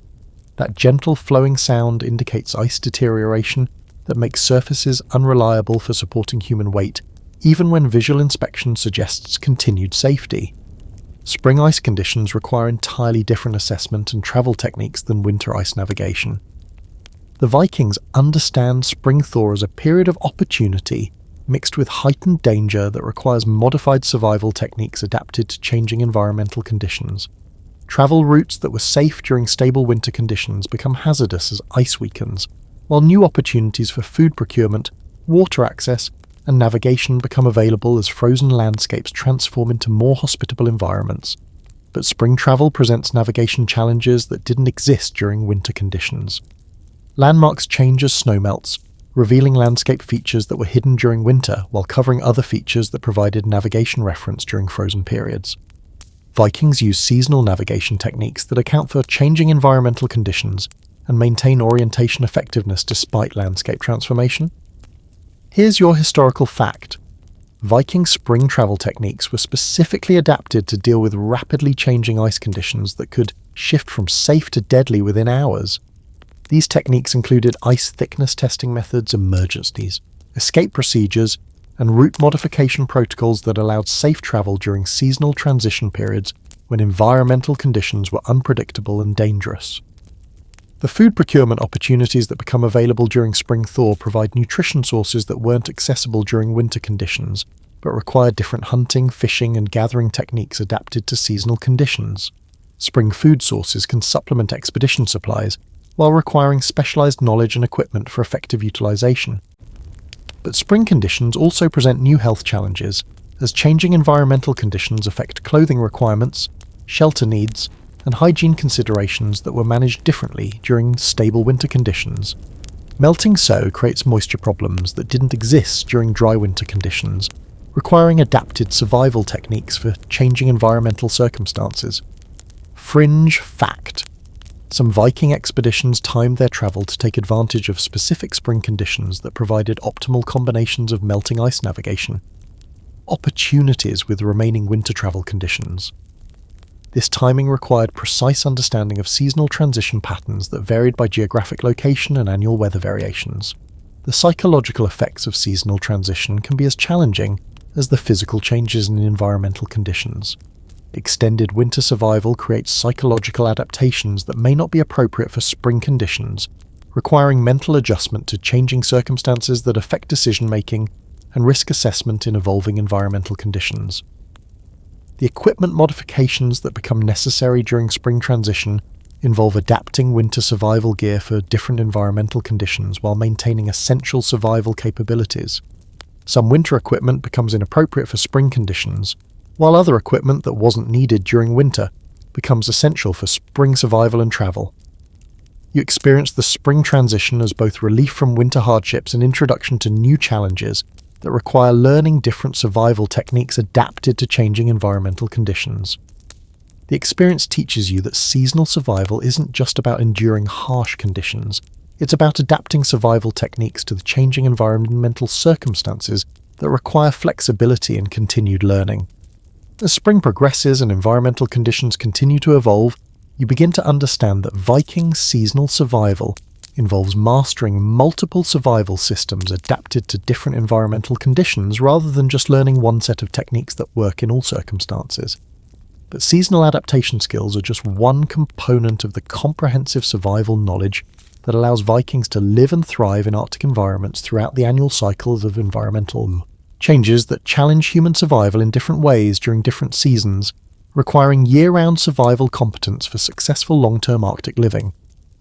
The 8th week brings a different kind of morning, one where you wake up not just alive but genuinely warm, surrounded by the complex systems of heat management, nutrition, and shelter that have transformed from desperate survival measures into a comfortable way of living in conditions that once seemed impossibly hostile. You've crossed the line from merely enduring Arctic conditions to actively thriving in an environment that defeats most people who attempt to survive here without proper knowledge and preparation. Your body has adapted to cold conditions in ways that feel almost superhuman compared to your pre-expedition capabilities. Your circulation has improved, your metabolism has adjusted to high-calorie Arctic nutrition, and your temperature regulation systems have become so efficient that you can maintain comfort in conditions that would have been life-threatening just weeks ago. Listen to the confident sound of your own voice as you discuss survival techniques with other expedition members, contributing knowledge and suggestions rather than just following instructions. That confident tone reflects genuine competence in Arctic survival skills that have developed from desperate life preservation measures into reliable capabilities that allow you to help others while maintaining your own safety and effectiveness. The psychological transformation has been as dramatic as the physical adaptation. Conditions that once seemed terrifying now feel manageable. Challenges that once seemed impossible now appear as problems with known solutions, and environmental threats that once paralyzed you with fear now prompt automatic responses that maintain safety while continuing expedition objectives. But victory in Arctic survival isn't just about individual competence. It's about contributing to group effectiveness that allows entire expeditions to achieve objectives that extend beyond mere survival, to accomplish exploration, trade, cultural exchange, and territorial expansion that make survival efforts meaningful rather than just successful biological persistence. Here's your historical fact. Viking expeditions that achieved mastery of Arctic survival techniques were able to establish permanent settlements in Greenland, Iceland, and North America, creating lasting cultural and economic achievements that wouldn't have been possible without comprehensive survival skills that allowed groups to live and work effectively in Arctic conditions for extended periods. The confidence that comes from survival mastery creates psychological momentum that enables achievement of goals that seemed impossible when a survival consumed all available energy and attention. With survival skills functioning automatically, mental and physical resources become available for creative problem solving, long-term, planning and achievement objectives that require capabilities beyond basic survival maintenance. But perhaps most importantly, you've learned that Arctic survival isn't just about enduring harsh conditions, it's about transforming yourself into someone capable of thriving in environments that challenge human limits while maintaining the cultural values, social relationships, and personal goals that make survival meaningful rather than just successful. Fringe fact: some Viking Arctic settlements developed heating and food production systems so effective that they achieved standards of living comparable to temperate climate communities, suggesting that proper Arctic survival techniques could create sustainable prosperity rather than just temporary survival in extreme environmental conditions. The skills you've developed extend far beyond Arctic-specific techniques to include general survival capabilities, problem-solving skills, stress management techniques, and group cooperation abilities that enhance effectiveness in many challenging situations beyond extreme cold survival scenarios.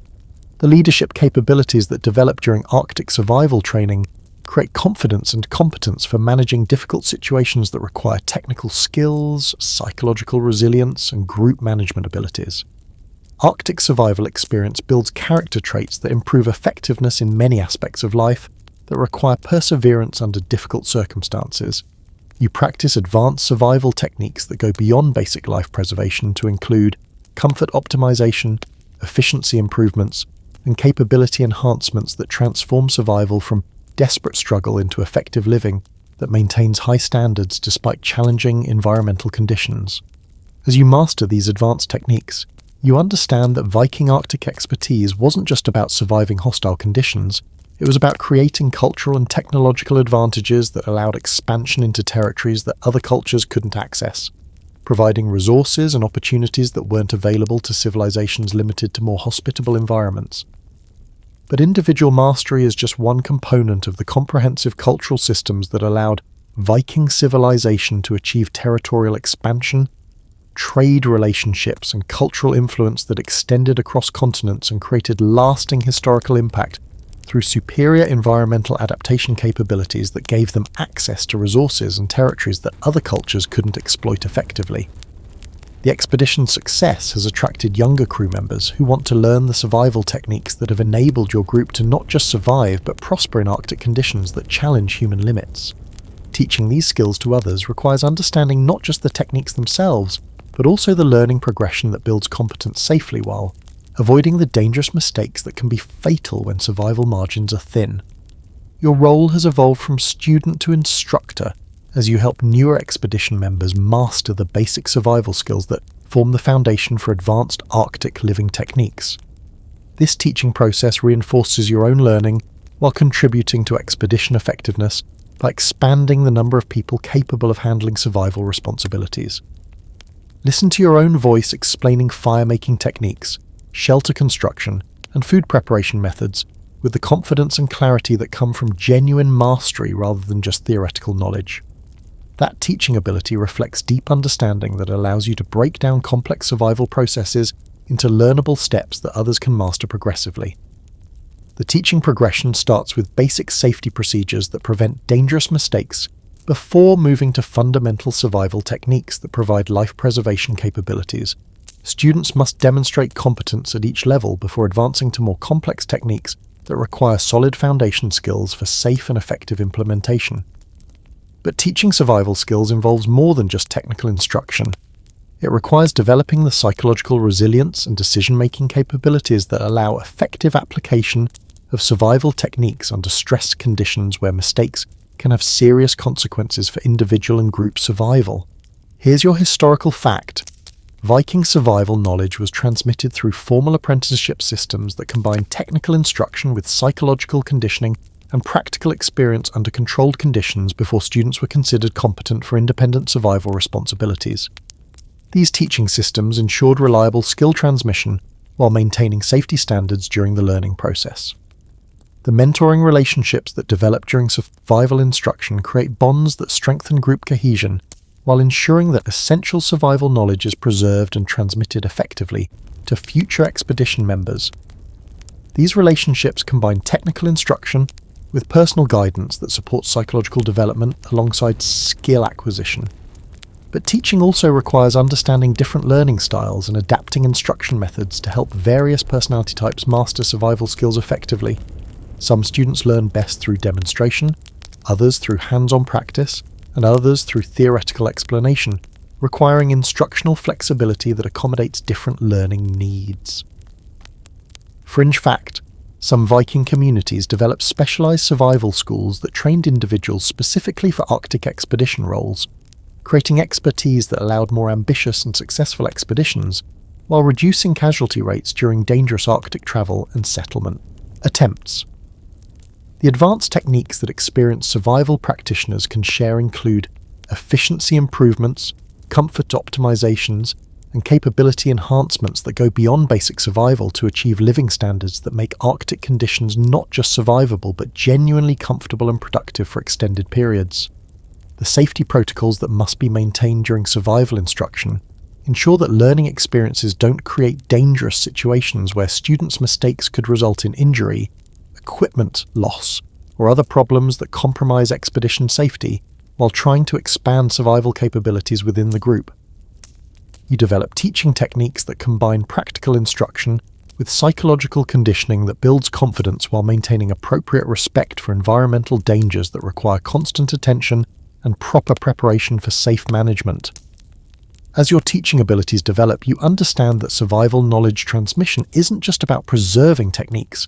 It's about building cultural capabilities that allow groups to achieve objectives that require reliable survival competence from multiple expedition members rather than just individual survival experts.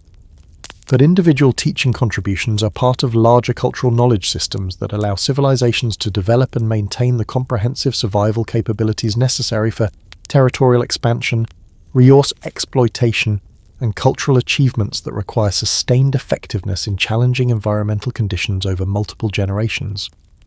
The final week of your expedition brings preparation for the return journey that will test your survival skills under different conditions while carrying the knowledge, experience, and confidence gained from successful Arctic survival mastery. But more than that, it represents transformation from someone who feared Arctic conditions into someone who has gained capabilities that few people ever develop. The packing process involves selecting equipment and supplies for the return journey, while leaving behind items that served their purpose during the expedition but aren't needed for different travel conditions. This selection process requires understanding how survival requirements change based on travel conditions, seasonal factors, and expedition objectives.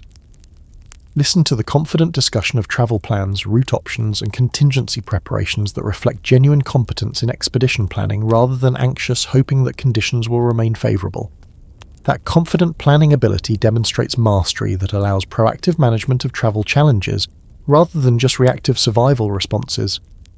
Your physical condition has been transformed by months of Arctic living that built strength, endurance, and environmental adaptation that improve your capabilities for many activities beyond Arctic survival. The conditioning gained from survival challenges creates fitness and resilience that enhance effectiveness in many aspects of life that require physical and mental toughness.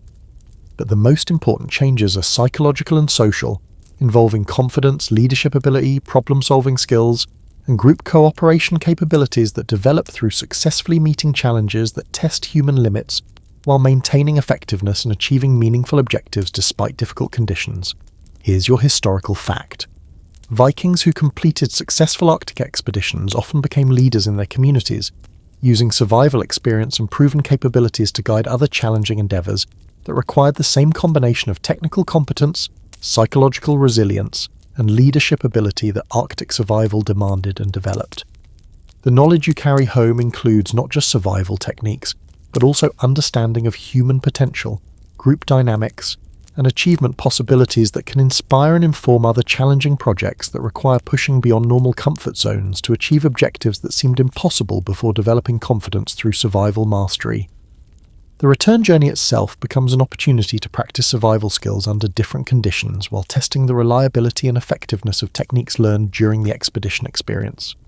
This practice reinforces learning while building confidence in your ability to handle various survival challenges independently.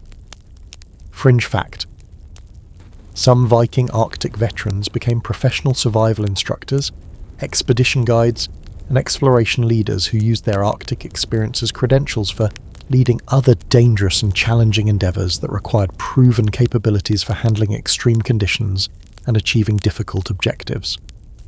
The stories you bring home will inspire others while preserving knowledge that contributes to cultural capabilities for managing challenging conditions and achieving difficult objectives. These stories serve not just as entertainment, but as educational resources that transmit valuable knowledge and inspire others to develop their own survival capabilities. The relationships formed during Arctic survival create lasting bonds with expedition companions who shared extreme challenges and achieved difficult objectives through mutual cooperation and support. These relationships often continue beyond expeditions, creating networks of capable individuals with proven skills and shared experience in managing difficult conditions.